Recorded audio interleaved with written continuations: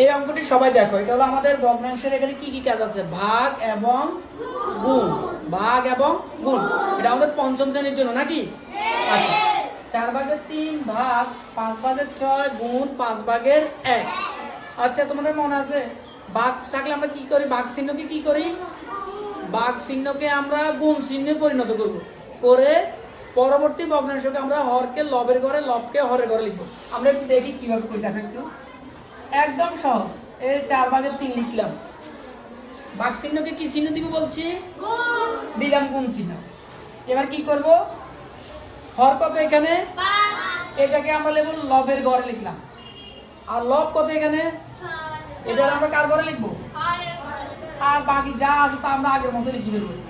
দেখো আমরা কিন্তু কোনো কিছু পরিবর্তন করি নাই, শুধু এখানে ভাগ চিহ্নকে কি চিহ্ন দিচ্ছি, আর কি কাজ করছি, হর লিখছি, লবের ঘরে লব লিখছি, শেষ।